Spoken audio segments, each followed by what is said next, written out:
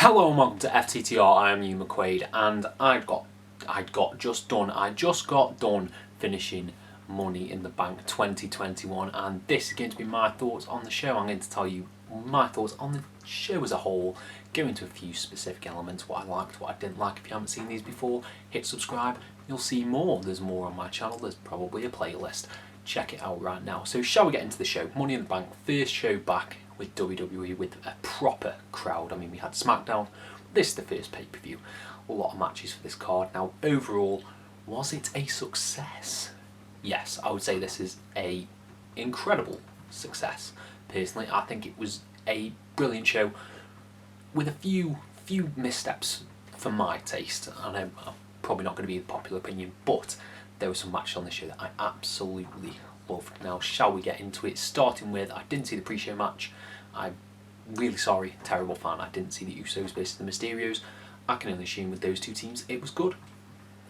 So there.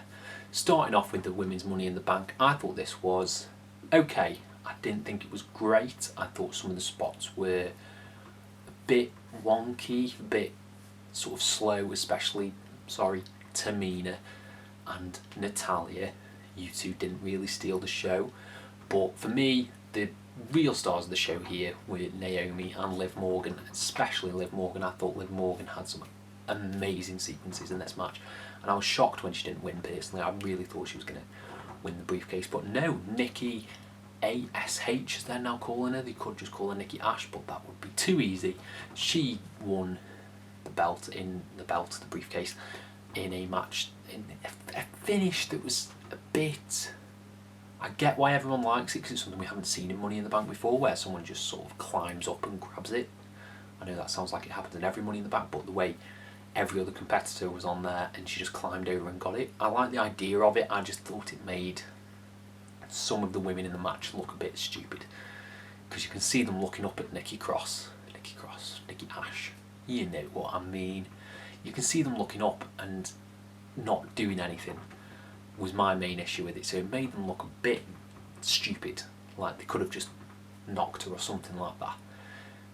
I like the idea, wasn't too keen on the execution, but I think Nikki Ash winning is a really good thing. I think that's really good, and I think she's going to do wonders with the briefcase, especially after we haven't had a proper good cash in for a while. Let's just say that. Then we got the next match. We got Omos and AJ Styles against the Viking Raiders. Now, this match went a bit too long for me. I wasn't too keen on Omos. I think his matches are just getting a bit played out and stale. But I think the Viking Raiders look really good coming out of this. But the main dynamic of AJ Styles versus Omos just isn't gelling for me now. I think I'm ready for that team to implode and us get the feud. But it was just a bit long. I didn't really enjoy this match too much. There were a few nice spots. There were some awesome knees by Eric, I think. He looked great in it. So did, I keep wanting to call him Hansen. No, Ivar. Ivar had some great spots as well. But overall the match just didn't get me invested as much as I wanted to. And it's the Raw Tag Team titles. They haven't meant shit for a long time.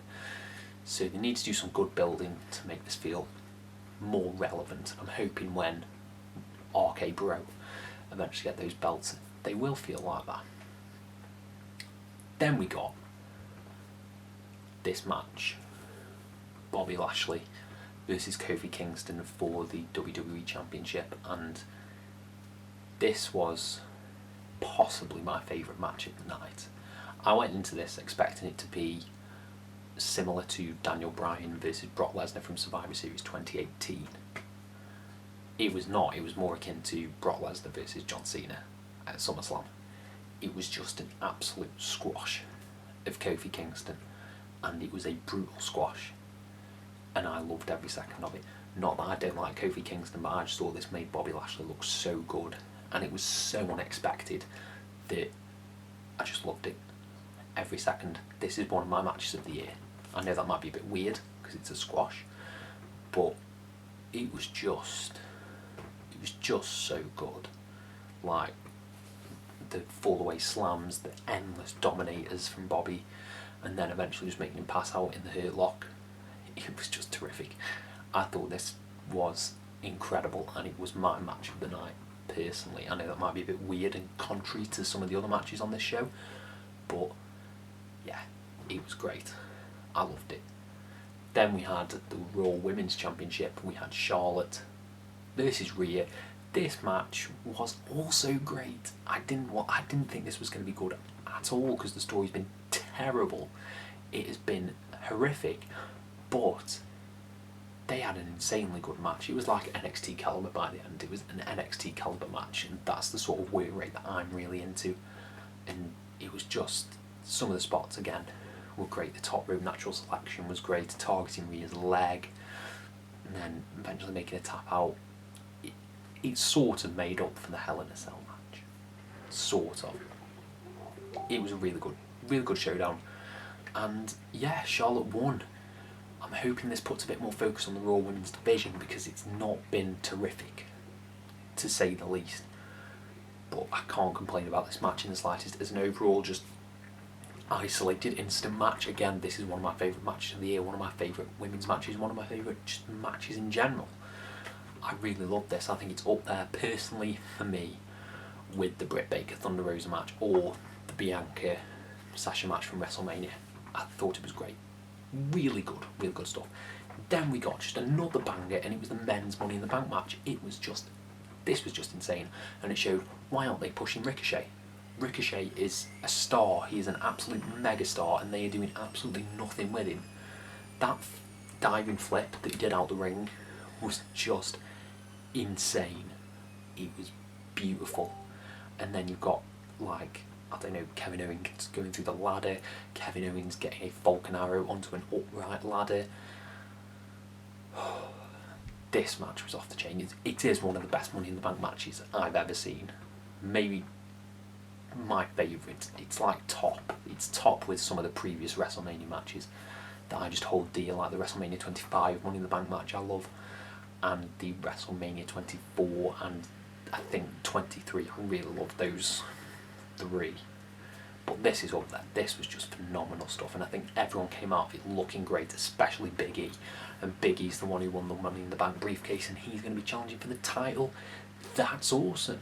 That's so cool, and I think he should go for Bobby Lashley personally, not Roman Reigns. I don't know if that's a weird opinion, but yeah, Roman's a bit tied up at the minute. We'll get to that. Let's get to that now. Roman Reigns versus Edge. This match, you know, I've been enjoying a lot of Roman Reigns stuff, but this match was just a bit too slow for me. It went very, very, very long, and I don't think the pace really built up to a point where I was invested fully.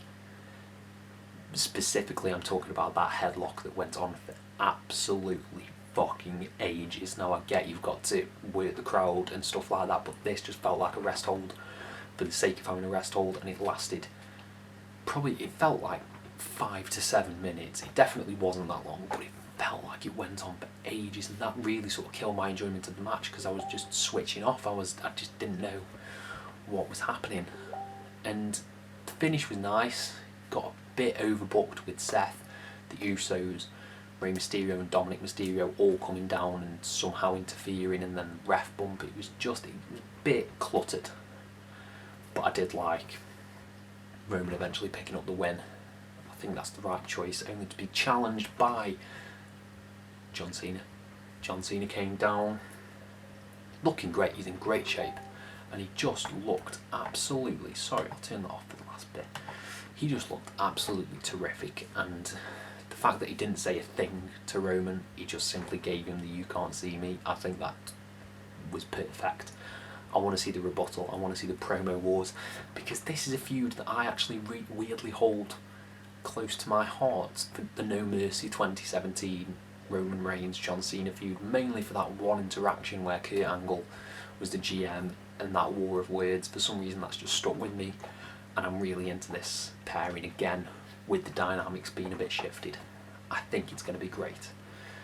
Overall, I'd give the show 4 out of 5. I thought it was terrific, apart from those first 2 matches, which I had a few issues with. But other than that, I think this is by far the best WWE show of the year, and I'm so excited for the product going forward. I haven't been this excited possibly since, because WrestleMania did sort of kill some of my enjoyment, specifically the Fiend stuff, but I'm excited with the WWE's product going forward.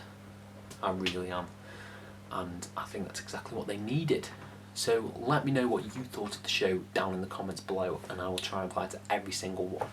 Thank you all ever so much for your support, and have a nice day.